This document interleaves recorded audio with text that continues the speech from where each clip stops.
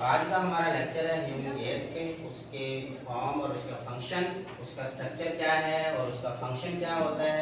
तो सबसे पहले स्टार्ट करते हैं कि sense of organ of hearing. Hearing के सेंस के जो ऑर्गन है वो क्या है, वो है आपका ईयर।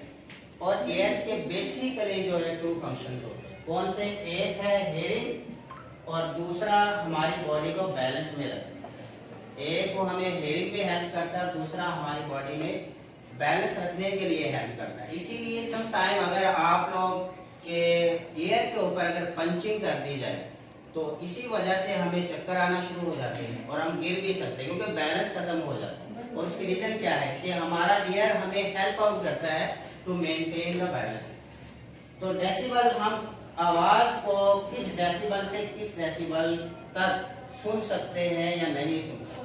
तो 0 से कम डेसिबल जो इसका यूनिट है उससे कम नहीं सुन सकते, और 140 डेसिबल से ज्यादा साउंड होगी तो भी हमारे लिए ऑडिबल नहीं है। हमारे कान का पर्दा या कान की जो हियरिंग प्रोसेस है और हियरिंग के फंक्शन है वो सारा डैमेज हो जाता है। इसीलिए अगर हमारे पास से कोई जेट को गुजार दिया जाए, कोई तैयारा गुजारा जाए या एक्सप्लोजन हो, कोई धमाका हो, तो उसकी वजह से भी हमारे कानों का पर्दा भी फट जाएगा और हेयरिंग का फंक्शन भी खत्म हो जाएगा और ब्रेन अफेक्ट होगा।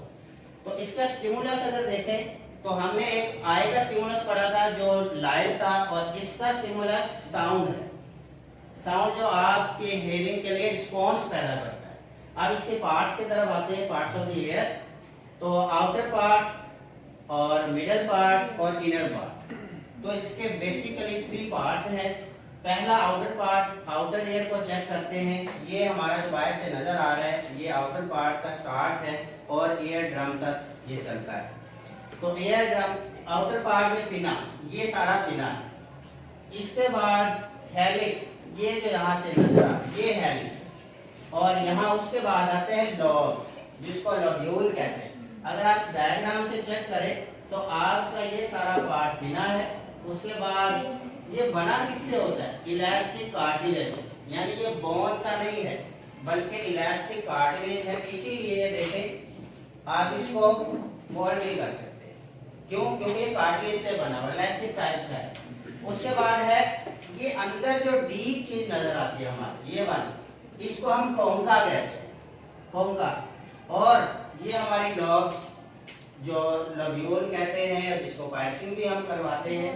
तो यहाँ से आपके कोंका से आगे एक क्या स्टार्ट हो जाता है? ऑडिटरी कैनाल यानी ईयर कैनाल, जो इसमें आप सम टाइम ईयर वैक्स होती है।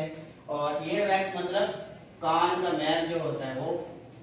ईयर वैक्स को हम मेडिकली अगर आप देखें तो सेरुमन कहते हैं। अब ये मुझे नहीं पता कि इसके साथ मैन क्यों लगा हुआ है, वुमेन क्यों नहीं लगा हुआ। तो ये कान की मैल को सेरुमन कहते हैं और ईयर वैक्स भी कहते हैं। तो यहाँ से साउंड गुजरती है और आगे आता है हमारा ईयर ड्रम।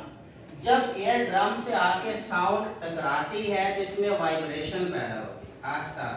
जैसे ही वाइब्रेट करता है तो इसके साथ 3 टाइनी बोन्स अटैच होती है। बहुत छोटी छोटी सी बोन्स हैं। वो कौन कौन सी है?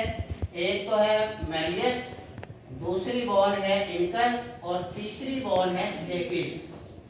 अब ये इसको अगर आप भूल जाए तो बड़ा आसान है याद रखना। इसको आप मिस कह के याद कर सकते हैं, MI और S, मिस। तो मतलब पहले जो बोन है वो मेलियस होगी, दूसरी इंकस होगी और तीसरी स्टेपिस होगी। ये तीनों एक दूसरे से अटैच होती है, जिसमें मेलियस हमारे ईयर ड्रम से अटैच होता है। और जैसे ही एक वाइब्रेट करेगा इसका मतलब बाकी ये तीनों भी वाइब्रेट करेंगे। अब जब साउंड आती है ईयर ड्रम के पास तो एक तो वो आगे गुजरती है और दूसरा वो यहाँ पर ये शेपियन कैनाल, ये जो नीचे आ रही है, ये हमारे थ्रोट में और हमारी नोज के साथ अटैच होती है। इसीलिए कहा जाता है कि अगर आपके पास 140 से ज्यादा साउंड हो, 140 डेसिबल से ज्यादा साउंड, कोई धमाका हो जाए, कोई तैयारा पास से गुजरे, तो फौरन आप माउथ ओपन कर लें। माउथ ओपन करेंगे तो क्या होगा? जो साउंड है वो आपके हेयरिंग और आपके ब्रेन को अफेक्ट नहीं करेंगे, बल्कि वो कुछ साउंड जितनी तेजी से आई है, कुछ आपकी नोज से गुजर जाएगी और कुछ आपके माउथ से गुजर जाएगी और कुछ वो आगे अंदर चली जाएगी। अगर आप ऐसा नहीं करेंगे तो आपके हेयरिंग की सेंस जो है वो डैमेज हो सकती है। उसके बाद आते हैं हम कॉकलिया की तरफ। तो कॉकलिया के अंदर जब साउंड आती है, ये वाला कॉकलिया जो स्नेल की टाइप का होता है, स्नेल घोंगा जिसे कहते हैं, इस तरह से ये बना होता है। और इसके अंदर क्या होता है, कॉकलिया जो है वेस्टिबुलर सिस्टम फ्लूइड होता है। जैसे ही साउंड कॉकलिया में आते हैं तो होता क्या है, फ्लूइड के अंदर वाइब्रेशन आती है। अब फ्लूइड के साथ उसके नर्व सेल्स होते हैं और हेयरिंग सेल होते हैं, जैसे खड़े होते हैं और साथ जैसे ये वेव वाइब्रेट करते हैं, ये ऐसे ऐसे कर रहे होते हैं। इसकी वजह से इलेक्ट्रिक सिग्नल पैदा होते हैं, इलेक्ट्रिक सिग्नल या नर्व इंपल्स, ठीक है।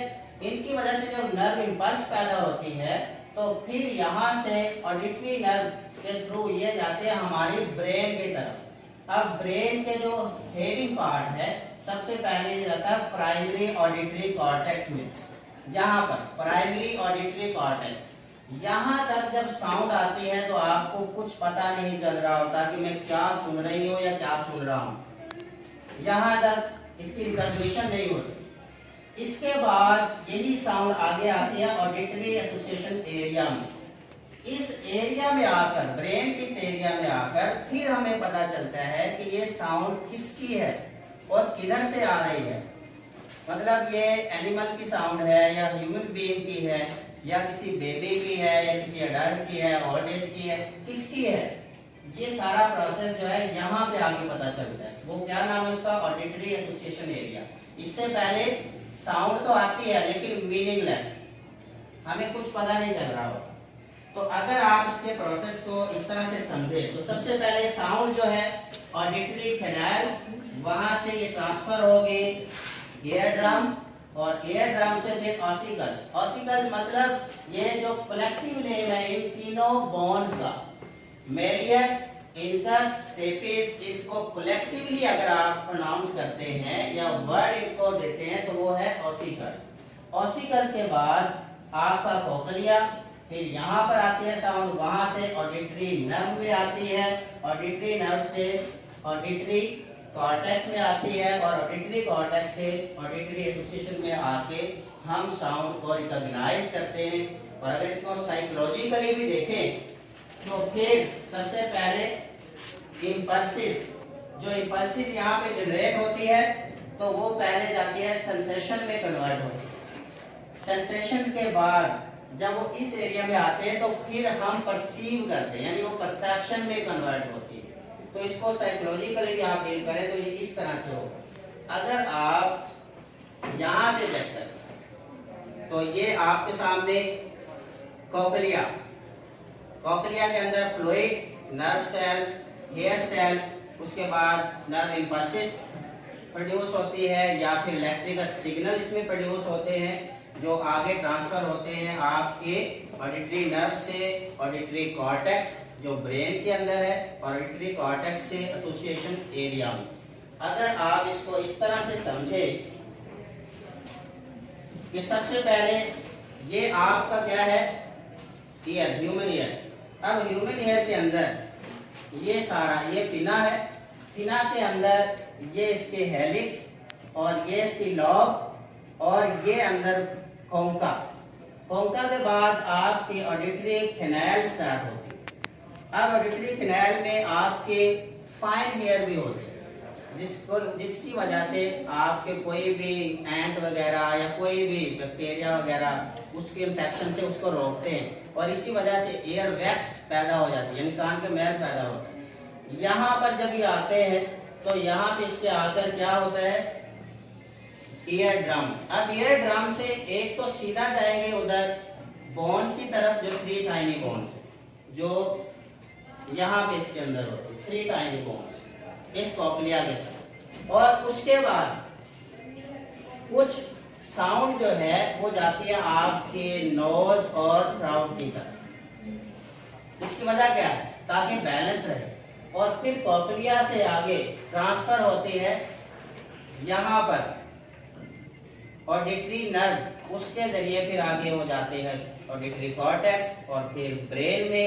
ये है आपका इसका स्ट्रक्चर और इसके फंक्शन आज आपको बताए गए हैं। अब अगर आपका कोई क्वेश्चन है तो आप मुझसे पूछिए।